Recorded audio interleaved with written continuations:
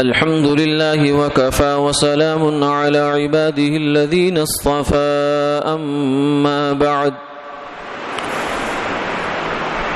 فأعوذ بالله من الشيطان الرجيم بسم الله الرحمن الرحيم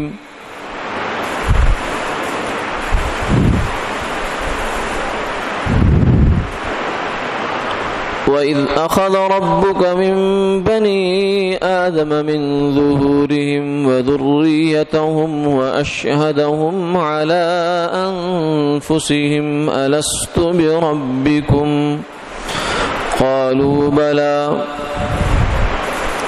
وقال تعالى وأوفوا بالعهد إن العهد كان مسؤولا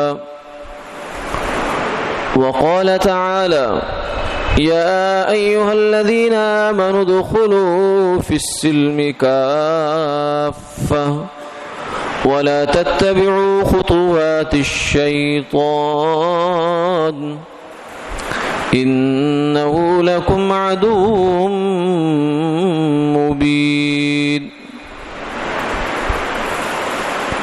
وقال النبي صلى الله عليه وسلم لا يؤمن أحدكم حتى يكون هواه تبعا لما جئت به صدق الله العظيم وصدق رسوله النبي الكريم ونحن على ذلك لمن الشاهدين والشاكرين والحمد لله رب العالمين اللهم صل على سيدنا محمد واحلل من لساني يفقهوا قولي. محترم و مکرم حاضرین و سامعین،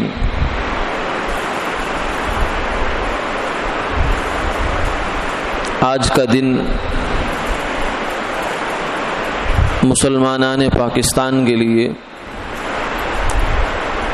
خاص اہمیت کا دن ہے۔ آج کی نشست میں انشاءاللہ کوشش ہوگی کہ اسی دن کے حوالے سے ہمارے اوپر جو ذمہ داری عائد ہوتی ہے اس کی نسبت سے کچھ معروضات پیش کی جائیں۔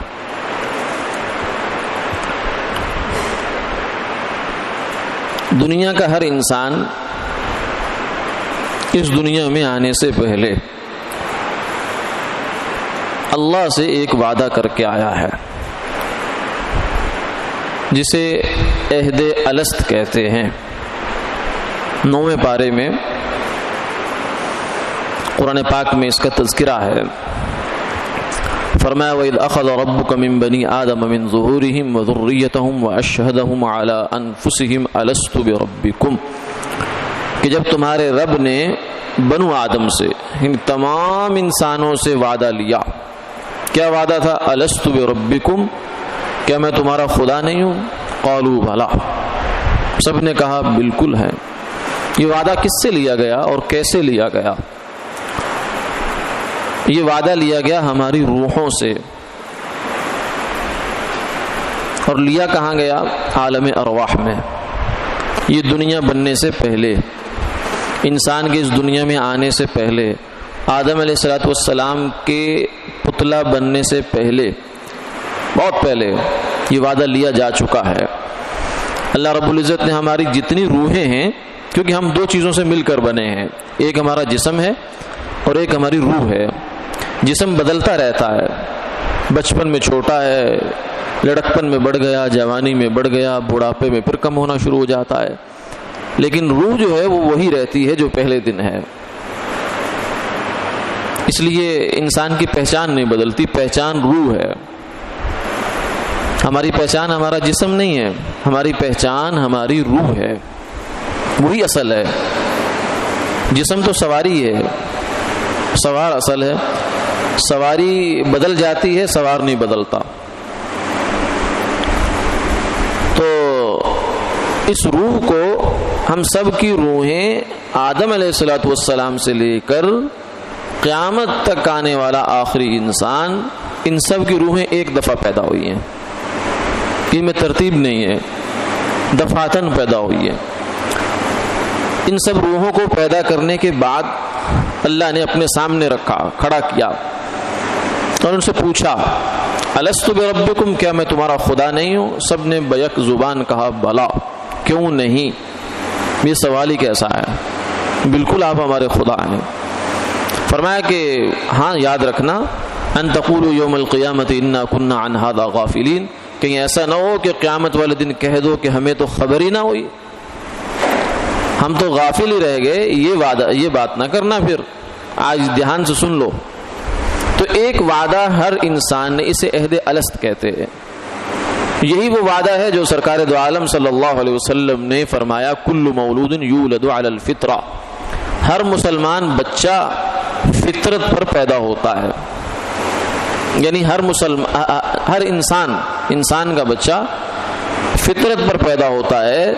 فطرت سے مراد ہے دین اسلام، دین پر پیدا ہوتا ہے. یعنی انسان کی اصل جو طبیعت ہے، فطرت ہے، اس کے اندر دین موجود ہے اور صحیح دین موجود ہے، اللہ کا صحیح تعارف موجود ہے اس کے اندر. ثم ابواہ یحودانہ او ینصرانہ او یمجسانہ، پھر فرمایا کہ اس کے والدین، اس کا ماحول، اس کا معاشرہ، یہ کیا کرتا ہے، خاندان وغیرہ مل کر، یہ سب اس کا ماحول ہے، وہ اس کو یہودی بنا دیتا ہے، وہ اس کو عیسائی بنا دیتا ہے، وہ اس کو مشرک بنا دیتا ہے، وہ اس کو آتش پرست بنا دیتا ہے. ورنہ ہر انسان کی اصل فطرت میں دین حق موجود ہے. تو یہ وعدہ ہے، پہلا وعدہ ہر انسان اللہ سے کر کے آیا ہے. اس وعدے کا مطلب یہ ہے کہ یا اللہ تو میرا رب، میں تیرا بندہ، اب جو تو کہے گا وہ میں کروں گا.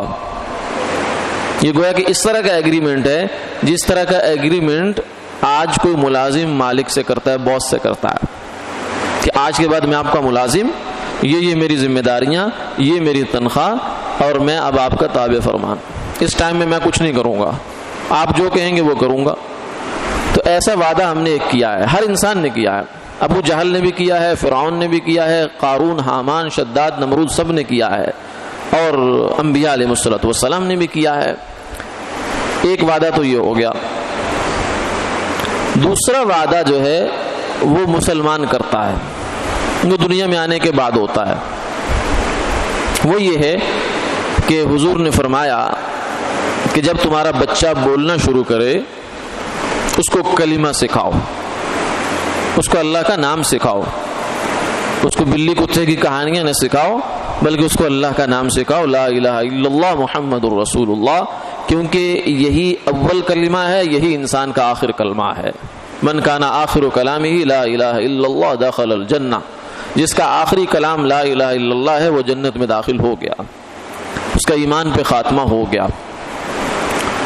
تو پہلا کلمہ جو کان میں پڑھنا چاہیے ایک ہوش مند بچے کے، وہ لا الہ الا اللہ ہے. بلکہ جو نیک مائیں ہوا کرتی تھی، نیک مائیں کون ہوتی تھی کہ جن کے پاس فضول ٹائم نہیں ہوتا تھا کس پہ گزارنے کے لیے، ٹی وی کے سامنے گزارنے کے لیے، موبائل کے سامنے گزارنے کے لیے، انٹرنیٹ پر خرچ کرنے کے لیے ٹائم نہیں ہوتا تھا. گھر بار کی خدمت اور پھر اس کے بعد قرآن پاک کی تلاوت، نفل، ذکر، اذکار. بچوں کو دودھ پلانا ہے تو باوضو ہو کر، بچہ اگر امید لگی ہے تو اسی وقت سے نیک اعمال شروع ہو جاتے تھے. وہ نیک مائیں، پھر ان سے آگے نیک اولاد پیدا ہوتی تھی. آج اولاد نافرمان ہے، ضمناً بات آ گئی تو صرف اولاد کا شکوہ نہیں کرنا چاہیے، کچھ اپنے آپ پہ بھی دھیان دینا چاہیے کہ اس اولاد کی وہ کہانی جہاں سے شروع ہوئی ہے، ابتدا سے، جب کوئی تذکرہ ہی نہیں تھا کسی کا، اس وقت سے لے کر آج تک ہم نے اس اولاد کے ساتھ کیا رویہ رکھا، ہم کتنے نیکی پر رہے، یہ بھی دیکھنا چاہیے. بہرحال تو حضور نے فرمایا کہ بچے کو پہلا سبق جو ہے وہ ایمان کا دیا کرو. خیر جب آدمی بڑا ہوتا ہے آگے پھر شعور کی زندگی میں آتا ہے تو پھر وہ کلمہ پڑھتا ہے. تو ایک وعدہ یہ ہوتا ہے. اس وعدے کا مطلب کیا ہے؟ لا الہ الا اللہ، اے اللہ تیرے سوا میں کسی کو معبود نہیں مانوں گا. میرا خالق تو، میرا مالک تو، میرا رازق تو، میرا معبود تو، میری امیدوں کا محور اور مرکز، ملجا و ماوا، ہر چیز کا جو انتہا ہے وہ تو ہے. تیرے پاس سب کچھ. اور محمد الرسول اللہ، اور زندگی جو میں گزاروں گا تو وہ تیرے حبیب پیارے مصطفیٰ احمد مجتبیٰ خاتم النبیین صلی اللہ علیہ وسلم کی زندگی کو سامنے رکھ کے گزاروں گا، کیونکہ وہ آپ کے محبوب، میں بھی آپ کا محبوب بن جاؤں گا. تو یہ ایک وعدہ ہوتا ہے. یہ دو وعدے، ایک وعدہ ہر انسان کرتا ہے، مسلمان بھی کرتا ہے. دوسرا وعدہ ہر مسلمان کرتا ہے. جب بھی وہ اسلام میں داخل ہوا تو یہ وعدہ کر کے آیا کہ اللہ کا ہر حکم مانوں گا اور حضور کے طریقے پر زندگی گزارنے کی ممکنہ حد تک کوشش کروں گا. یہ وعدہ کرتا ہے. تو دو وعدے تو کامن ہو گئے. اور تیسرا وعدہ جو ہے وہ ہم پاکستان کے لوگوں نے کیا ہے. پوری دنیا میں اس وقت 56 اسلامی ممالک ہیں جو دعویٰ رکھتے ہیں کہ ہم مسلمان ملک ہیں. تو ان 56 اسلامی ممالک میں سے واحد ملک پاکستان ہے کہ جس کی عوام نے، جس کے لوگوں نے اللہ سے ایک تیسرا وعدہ کیا ہے. باقی لوگوں کا تیسرا وعدہ نہیں، دو وعدے ان کے ہیں. ساری دنیا کافر ہو یا مسلمان، ایک وعدہ اس کا ہے، ایک وعدہ مسلمانوں کا ہے، ایک وعدہ پھر پاکستان والوں کا ہے. پاکستان والوں کا وعدہ کیا تھا؟ وہ وہی تھا جب ہندوستان سے انگریز نکل رہا تھا. ایک طویل عرصے تک اس نے ہندوستان پر ظلم کے، تشدد کے، سازش کے پہاڑ توڑے ہیں. کچھ لوگ ہمارے سادگی سے کہہ دیا کرتے ہیں کہ انگریز بڑا اچھا تھا. ان بیچاروں کو خبر نہیں ہے کہ انگریز کیا تھا. اس کی ظاہر کو، میک اپ کو دیکھ کر کہہ دیتے ہیں اچھا تھا. جیسے لٹیرا ہوتا ہے، فراڈی ہوتا ہے، تو فراڈی بظاہر تو بڑا اچھا ہوتا ہے کیونکہ اس نے لوٹنا ہوتا ہے آپ کو، لیکن پیچھے اس کی نیت بری ہوتی ہے، وہ لوٹتا ہے، پھر وہ ہاتھ صاف کر کے چلا جاتا ہے. تو یہی حال انگریز کا ہے. انگریز جب یہاں آیا ہندوستان میں تو اس وقت یہ ایک پورا موضوع ہے، کسی مجلس میں پھر اللہ موقع دے گا تو اس کو ذکر کیا جائے گا. لیکن مختصر یہ ہے کہ ہندوستان کی، پورا ہندوستان جب بولا جاتا ہے تو اس وقت بر صغیر پورا ہوتا ہے، جو پاکستان سے لے کر وہ بنگال تک، ادھر ہمالیہ سے لے کر نیچے بمبئی تک، یہ سارا علاقہ جسے بر صغیر کہتے ہیں. تو اس کی جو معاشی حالت تھی وہ بھی بہت اچھی تھی، معاشرتی حالت بہت اچھی تھی، تہذیب اور تمدن کے لحاظ سے بہت اچھا ملک تھا. سونے کی چڑیا کہتے تھے اس کو. آج جب انگریز نکل کے یہاں سے گیا تو اب دیکھیے کیا حال ہے، آج تک سنبھل نہیں پا رہا. تو وہ اچھا کیسا تھا جو آپ کی بنیادوں کو کھوکھلا کر کے چلا گیا، آپ کی بنیادوں میں دیمک ڈال کے چلا گیا. وہ اچھا کیسے ہو سکتا ہے؟ اس نے جو اچھائی کی اپنے لیے کی. اس نے یہاں سے مال لے جانا تھا، لوٹنا تھا، ہندوستان کے خزانے، یہاں کے ذخائر، یہاں کے اثاثے لوٹ کر لے گیا سارے. تو اچھائی تو اس نے کرنی تھی. اس حد تک ضرور اچھا تھا کہ اپنے مقصد کے لیے وہ گدھے کو بھی باپ کہتا تھا، لیکن نہ وہ اسلام کا مخلص تھا، نہ مسلمانوں کا مخلص تھا، نہ ہندوستان کا مخلص تھا. یہ ایک بہت بڑی غلط فہمی ہے جو ہمارے ذہنوں میں بعض دفعہ آ جاتی ہے کہ انگریز اچھا تھا. تو خیر بہرحال جب وہ نکلا ہے یہاں سے تو اس وقت ہندوستان میں دو قسم کی ایک نظریہ وجود میں آیا تھا. کچھ لوگوں کا، کچھ بڑے مفکرین کا خیال یہ تھا کہ مسلمانوں کو، ہندوؤں کو اکٹھے ہی رہنا چاہیے. لیکن ہمارے کچھ حضرات کا خیال یہ تھا کہ نہیں، مسلمانوں کو ایک ملک اپنا علیحدہ بنانا چاہیے. کیوں بنانا چاہیے؟ سوال یہ تھا کیا ضرورت ہے ایسے ملک کی؟ تو اس سوال کا جواب یہ تھا کہ پاکستان کا مطلب کیا لا الہ الا اللہ، کہ یہ ملک بنانا چاہیے لا الہ الا اللہ کے لیے. لا الہ الا اللہ صرف نعرے کے لیے تھا، ورنہ یہ پورا کلمہ مراد ہے. لا الہ الا اللہ محمد الرسول اللہ، یعنی یہ ملک ایسا ہوگا جہاں اللہ کی وحدانیت، اللہ کی ربوبیت کا جھنڈا بلند ہوگا، اور جناب نبی پاک صلی اللہ علیہ وسلم کی رسالت، نبوت، ختم نبوت کا جھنڈا بلند ہوگا. یہ ایسا ملک ہوگا. اس کی بنیاد اس پر اٹھائی گئی ہے. یعنی یہ کسی لسانی تقسیم پر، زبان کی تقسیم پر ملک نہیں بنا کہ ایک زبان کے لوگ ادھر ہو جاؤ لہذا ایک ملک بن گیا، یا ایک کلچر کے لوگ ادھر ہو جاؤ لہذا ایک ملک بن گیا. نہیں، بلکہ یہ اس بنیاد پہ بنا ہے کہ مسلمان آزادی کے ساتھ اللہ کے احکامات پر عمل پیرا ہو جائے. آزادی کا مطلب یہ ہے. تو یہ تیسرا وعدہ تھا جو ہمارے پاکستان کے باسیوں نے کیا تھا، ہمارے بڑوں نے کیا تھا، اور اس نعرے کی گونج پورے بر صغیر میں گونجی تھی. پاکستان کا مطلب کیا لا الہ الا اللہ. اور اسی نعرے کی بنیاد پر لاکھوں جانیں قربان ہوئی ہیں، دریاؤں کا خون رنگین ہوا ہے، بہن بیٹیوں کی عصمتیں جو ہیں وہ تار تار ہوئی ہیں. تو گویا کہ ایک مسلمان نے پاکستان بناتے وقت یہ اعلان کیا تھا پوری دنیا کے سامنے کہ میں ہر قربانی دے سکتا ہوں، میں گھر چھوڑ سکتا ہوں. گھر چھوڑنا آسان نہیں ہوتا.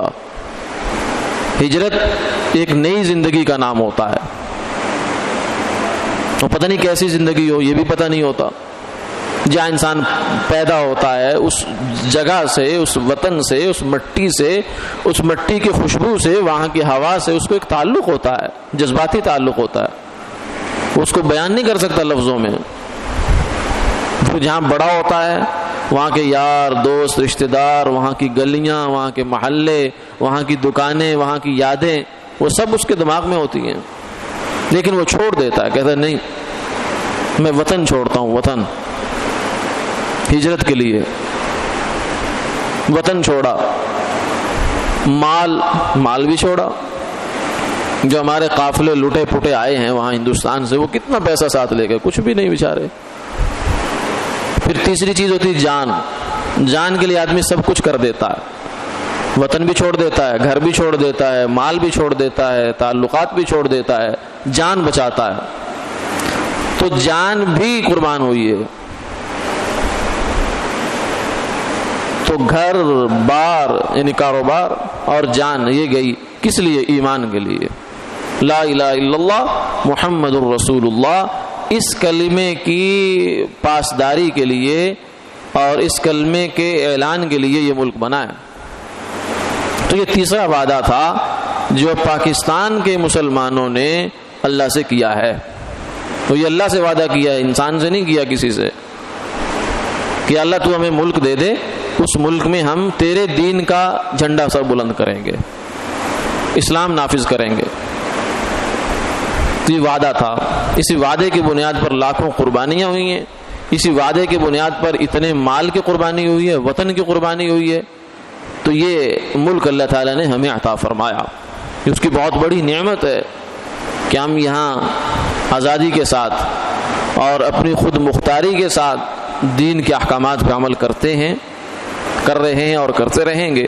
یہ اللہ کی بڑی نعمت ہے، اس کی قدردانی کرنی چاہیے. بعض دفعہ لوگ معاشی حالات سے، کچھ اور قسم کے حالات سے مجبور ہو کر کہہ دیتے ہیں کہ ہم سے ہندوستان اچھا رہ گیا. نہیں، یہ ناقدری ہے. اس لیے کہ وہاں بیچارے جو مسلمان رہ گئے ان کی حالت بڑی بیچارگی کی ہے. کوئی ایسے قابل رشک حالات نہیں ہیں ان کے بیچاروں کے، آتے ہی رہتے ہمارے سامنے. تو اللہ نے یہاں ہمیں اپنا گھر دیا ہے، اپنی آزادی کا ماحول دیا ہے، اس کی قدردانی کرنی چاہیے. اس ملک کی جغرافیائی سرحدوں کی بھی اور نظریاتی سرحدوں کی بھی حفاظت ہمارا فرض ہے.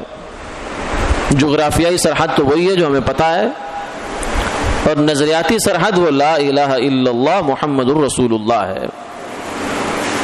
جیسے شروع دن سے دشمن ہماری سرحدوں کو توڑنے کے لیے تیاری رکھتا ہے، ارادے رکھتا ہے، کوششیں کرتا رہتا ہے، ایسے ہی وہ ہماری جو نظریاتی سرحد ہے، یعنی جس نظریے پر پاکستان کا وجود قائم ہے، اس پر بھی سنگباری کرتا رہتا ہے. لیکن وہ سنگباری یا وہ حملہ جو ہے وہ تو باہر سے ہوتا ہے، ہمیں پتہ چل جاتا ہے انڈیا نے حملہ کر دیا، فلاں نے حملہ کر دیا، فلاں نے حملہ کر دیا، ہم چوکس ہو جاتے ہیں. لیکن جو نظریاتی سرحد ہے اس کی حفاظت کے لیے یا اس پر جو حملہ ہوتا ہے وہ ہمارے اندر سے ہوتا ہے، باہر سے نہیں ہوتا. وہ یہیں کا بیٹھا ہوا پاکستان میں بیٹھ کر، پاکستان کا کھا کر، یہاں کا کلمے کے نام پر بننے والا ملک سے کلمے کے نام پہ کھا کر، یہیں کے عوام کے ووٹ لے کر یا یہیں کے لوگوں کی مقبولیت لے کر کسی فورم پہ کھڑا ہو کے کہتا ہے نہیں پاکستان تو سیکولر ہونا چاہیے، پاکستان تو قائد اعظم پاکستان سیکولر بنانا چاہتے تھے. اتنا بڑا جھوٹ، اتنا بڑا جھوٹ، شرم نہیں آتی جو انسان یہ بات کرتا. سیکولر ملک بنانا تھا تو 10 لاکھ قربانیاں دینے کی کیا ضرورت تھی؟ پاگل تھے یہ لوگ.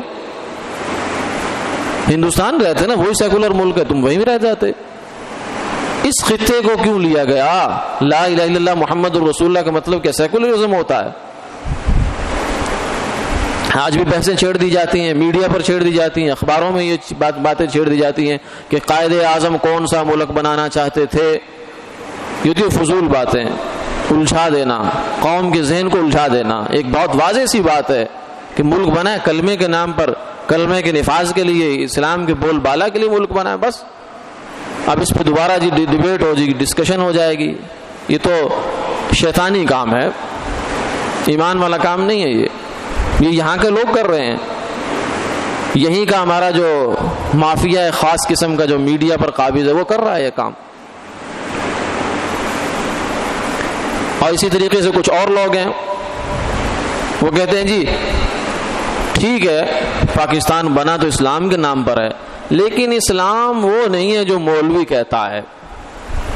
اسلام وہ نہیں ہے جو مولوی کہتا ہے. تو بھائی پھر تم اسلام پیش کر دو، کون سا ہے؟ مولوی بیچارے کا کون سا اسلام ہے؟ مولوی تو تمہیں کہہ رہا ہے.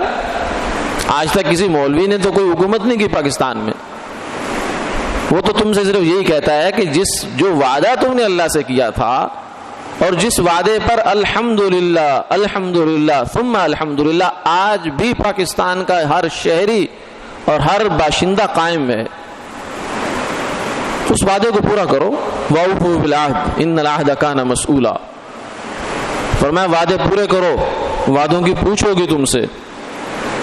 تم نے اللہ سے وعدہ کیا، تم نے کئی کروڑ عوام سے وعدہ کیا. اس وقت میں لیڈرشپ کی بات ہو رہی ہے کہ ہم ملک بنا رہے ہیں، اسلام کے نام پہ ملک بنانے جا رہے ہیں، اور مخلص لوگوں کو شروع میں تم نے صاف کر دیا اور اس کے بعد خود قابض ہو گئے اور اب ملک کو جو ہے الٹے سیدھے راستوں پہ چلا رہے ہو. تو اس وعدے کی تم سے پوچھ ہوگی. ان العہد کان مسئولا. آج عوام بھی پوچھ کرتی ہے. الحمدللہ ہماری عوام، پاکستان کی عوام کے اندر آج بھی وہ غیرت کا خون موجود ہے جس خون کی بنیاد پر یہ ملک بنا ہے. دو چار سال پہلے کی بات ہے. آپ کا جو ڈان نیوز ہے، ملک کا انگریزی اخبار ہے، پرانا اخبار ہے، اس نے ایک سروے کروایا اسلام آباد میں. اس نے سمجھا کہ پاکستان کو بنے 70 سال ہونے والے ہو گئے تو شاید عوام اب وہ نعرہ بھول گئی ہو، جس بنیاد پر اتنی لاکھوں قربانیاں دی شاید بھول گئی ہو، کیونکہ ہم نے اتنی محنت کر لی ہے اس پر. تو اسلام آباد کی سطح پر انہوں نے سروے کروایا. آپ کو پتہ ہے اسلام آباد کا علاقہ ویسے بھی ذرا پوش ایریا ہے. تو لیکن یعنی سوال یہ تھا کہ کیا ملک میں اسلامی نظام ہونا چاہیے یا سیکولرزم ہونا چاہیے؟ یعنی ملک کا نظام دین کی بنیاد پر ہوگا یا لا دینی بے دینی کی بنیاد پر ہوگا؟ تو 98% لوگوں نے یہ جواب دیا کہ دین کی بنیاد پر ہونا چاہیے. 70 سال گزرنے کے باوجود بھی.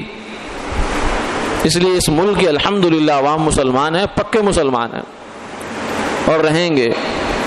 ہاں لیڈرشپ کو اللہ تعالیٰ ہدایت دے، جو ہمارے پالیسی ساز ادارے ہیں ان کو بھی اللہ تعالیٰ ہدایت دے کہ وہ بھی اپنا قبلہ سیدھا کریں، اور ہماری طرف سے مثبت طریقے سے یہ پیغام اور یہ مطالبہ ہوتے رہنا چاہیے۔ پچھلے گزشتہ کچھ سالوں سے عالمی حالات بھی کچھ ایسے بنے، کچھ ملکی حالات بنے کہ ایک بڑی باریک بینی سے، بڑے طریقے سے ایک کام کیا گیا ہے۔ اس سے پہلے ہر مذہبی تنظیم اور ہر مسلمان یہ کہتا تھا کہ ملک میں شریعت کا نفاذ ہونا چاہیے، اس لیے حکمران بھی مجبور ہو جاتے تھے۔ اب کچھ عرصے سے ایسا کیا گیا، بڑی انجینئرنگ استعمال کی گئی اس کے اندر، کہ نفاذ شریعت کے مطالبے کا مطلب بندوق بنا دیا گیا، کہ جو بندہ کہتا ہے اسلام نافذ ہونا چاہیے، اس کا مطلب ہے کہ یہ عسکریت پسند ہے، یہ شدت پسند ہے، اچھا یہ دہشت گرد ہے، اس کو اڑا دو، ختم کر دو۔ حالانکہ یہ نہیں، یہ بات غلط ہے۔ نفاذ شریعت کا مطالبہ ہر مسلمان کا ہے، 98% لوگوں کا میں نے عرض کیا مطالبہ یہی ہے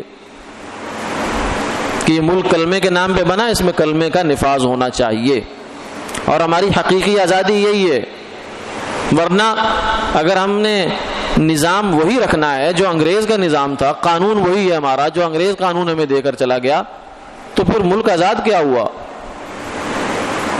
یعنی ظاہری طور سے انگریز اٹھ کے چلا گیا اور اپنے چیلے چھوڑ گیا، اپنا نظام چھوڑ گیا، اپنا قانون چھوڑ گیا، تو آزادی کس بات کی ہوئی ہمیں؟ پھر ہم خوشی کس بات کی منا رہے ہیں؟ جشن آزادی مبارک، کس چیز سے آزادی؟ یعنی کفر سے آزادی تو ملی نہیں، کفر کے نظام سے آزادی تو ملی نہیں، اور ہم بڑے خوش ہو گئے کہ ہمیں آزادی مبارک۔ یعنی آج 70 سال ہونے والا ہے، 75 سال سے 70 سال سے اوپر جاری ہے بات، لیکن آج تک آپ کے ملک میں سود کا نظام، اللہ سے بغاوت کا نظام موجود ہے، قانونی سطح پر موجود ہے۔ فَإِن لَمْ تَفْعَلُوا فَأْذَنُوا بِحَرْبٍ مِّنَ اللَّهِ وَرَسُولِهِ، فرمایا اگر سود سے باز نہیں آتے تو اللہ سے اعلان جنگ ہے۔ چلو شروع میں تمہاری مجبوری تھی، 10 سال 15 سال 20 سال تم سود سے نکلنے کی کوشش تو کرتے، لیکن چل رہا ہے۔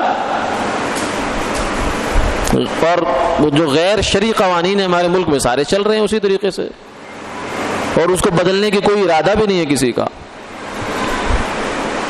تو یہ کچھ ہماری اندر کی جو کالی بھیڑیں ہیں، وہ بجائے اس کے کہ ملک کا قبلہ اور سیدھا کریں اور اس کو اسلام کی طرف لے جائیں، وہ جو اسلام کے لیے کام ہوئے پڑے ہیں ان کو بھی سبوتاج کرنے کے لیے کوشش کر رہے ہیں۔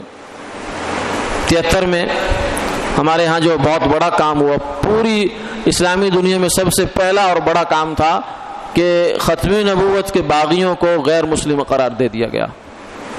آج اس کو ریورس کرنے کی باتیں ہو رہی ہیں کہ ہمیں ملکی غیر ملکی امداد مل جائے گی، یہ ہو جائے گا، وہ ہو جائے گا، فلاں ہو جائے گا ہم اگر اس قانون کو واپس لے لیتے ہیں۔ پھر ناموس رسالت کا قانون ہمارے ہاں پاس ہوا 80 کی دہائیوں میں، تو اس قانون کو اب واپس لینے کی باتیں ہو رہی ہیں، اور اگر قانون موجود ہے تو اس کو اتنا غیر مؤثر بنایا جا رہا ہے، غیر مؤثر بنایا جا رہا ہے کہ بس ایک علامتی کارروائی رہ جائے۔ جب غیر مخلص کام ہوں گے تو عوام اندھی نہیں ہے، بچے نہیں ہیں۔ جب قانون بنا ہوا ہے اس پر عمل درآمد کرنے میں بدنیتی کا مظاہرہ ہوگا تو پھر نتائج وہی نکلتے ہیں جو نکل رہے ہیں۔ اس لیے ہمیں ایک تو اللہ تعالیٰ سے اس عہد کی تجدید کرنا ہے۔ آج کے دن یہ دن ہمارا الڑ بازی کے لیے نہیں ہے، لوگوں کے نیندیں خراب کرنے کے لیے نہیں ہے، اور بس ہلا گلا کر لیا، جوش جوش یہ ہو گیا وہ ہو گیا، آزادی آزادی۔ بھائی آزادی سمجھو تو صحیح ہے کیا؟ تو تجدید عہد کا دن ہے یہ کہ یا اللہ وہ وعدہ جو ہمارے باپ دادوں نے کیا تھا کہ ہم اس ملک میں نفاذ اسلام کریں گے، اس وعدے کی آج تجدید کرتے ہیں۔ اور ایک اور وعدہ جو اس سے پہلے میں نے عرض کیا ہر مسلمان کرتا ہے، وہ اپنی 5 فٹ کی سلطنت پر کرتا ہے۔ یہ بھی ایک ملک ہے جو اللہ نے ہمیں دیا ہوا ہے، سر کے بالوں سے لے کر پاؤں کے ناخن تک، اس کے اوپر بھی پوری شریعت نافذ کروں گا میں۔ بس اوقات ایسا ہوتا ہے ہم ملک میں شریعت کا نفاذ تو بڑے جوش سے مانگتے ہیں، لیکن اپنے چھوٹے سے ملک میں نفاذ نہیں کرتے. ہم کہتے ہیں وہ میرا پرسنل میٹر ہے. تو جب آپ کا پرسنل میٹر ہے تو حکمران کہے گا وہ میرا پرسنل میٹر ہے, تو نتیجہ یہی نکلے گا کوئی بھی نہیں ہوگا. تو ہر فرد اپنی جگہ پر بھی ذمہ دار ہے, اور من حیث القوم بھی ہماری قوم اس بات کی ذمہ دار ہے کہ جو ہم نے اللہ سے وعدہ کیا اس کو پورا کریں. اگر ہم وعدے پورے کریں گے تو اللہ کی طرف سے برکتیں نازل ہوں گی. حضور نے فرمایا اقامت حد من حدود اللہ فی ارض من اراض اللہ خیر من مطر 40 لیلہ. ایک حد یعنی ایک اسلامی قانون نافذ کر دینا, مثلا چوری کرتا ہے اس کا ہاتھ کاٹ دو, تاکہ یہ ہاتھ آج ایک مال پہ بڑھا ہے کل 10 مالوں پہ نہیں بڑھے گا, پھر آج یہ مال پہ بڑھا ہے کل جان پہ بڑھے گا, آج یہ مال پہ بڑھا ہے کل جان پہ بڑھے گا, پرسوں کسی کی بہن بیٹی کی عزت پہ اٹھے گا. اس ہاتھ کو آج کاٹو. شریعت یہ کہہ دیا سارق والسارقہ فاقطعوا ایدیہما, چوری کرنے والا مرد ہو یا عورت اس کا ہاتھ کاٹ دو اگر تم چاہتے ہو مال محفوظ ہو جائیں. قاتل ہے اس کو قصاص میں ختم کر دو تاکہ جو لوگوں کی جانیں محفوظ ہو جائیں. شریعت ہے یہ, اور ایسا نظام ہے کہ اگر ایک عمل ہو جائے, ایک دفعہ عمل ہو جائے تو پورے معاشرے میں امن ہو جاتا ہے. حضور نے فرمایا کسی زمین میں اللہ کی ایک حد کو قائم کر دینا یہ 40 راتوں کی متواتر بارش سے زیادہ برکت والا ہے. یہ زمیندار سے پوچھیں بیچارے سے آج کل کہ ایک رات کی بارش کیا قیمت رکھتی ہے, وہ بتائے گا آپ کو. 40 رات متواتر بارش ہوتی رہے, جتنی خیر و برکت, جتنی ہریالی, جتنے فائدے زمین سے نکلیں گے اس سے کہیں زیادہ بہتر ہے کہ ایک حد زمین میں نافذ کر دو. تو یہ برکتیں تو تب ملیں گی, ورنہ ہمارے مسائل کبھی حل ہونے کے نہیں ہیں. ہر بندہ اٹھ کے دعوے کرتا ہے میں ملک کو سیدھا کر دوں گا, میں کچھ پتہ نہیں کوئی نئی چیز لے آؤں گا, کچھ بھی نہیں ہوتا. جب اس کی بنیاد ہی غلط ہے تو پھر ہوگا کہاں سے؟ جب اللہ سے بغاوت چل رہی ہے, اللہ سے کیے وہ وعدے سے انحراف چل رہا ہے, تو برکتیں اور حالات تو اللہ کے ہاتھ میں ہیں. تو اللہ تعالیٰ سے ہم توبہ بھی کریں اجتماعی طور پر, اور اس عہد کی تجدید بھی کریں کہ جو وعدہ ہم نے کیا, ہماری قوم نے کیا, اور اللہ سے دعا بھی مانگے یا اللہ اس وعدے کو نبھانے کی توفیق عطا فرما, اور نیک مخلص اور اچھی قیادت ہمیں نصیب فرما. اور جو ایسے لوگ ہیں کہ جو ملک کے, ملت کے, مذہب کے, دین کے, اسلام کے, حضور صلی اللہ علیہ وسلم کی عزت و ناموس کے جو خلاف ارادے رکھتے ہیں, یا اللہ ان کو ہدایت نصیب فرما. اگر ان کے مقدر میں ہدایت نہیں دی یا اللہ ان کو چن کر یہاں سے نکال دے.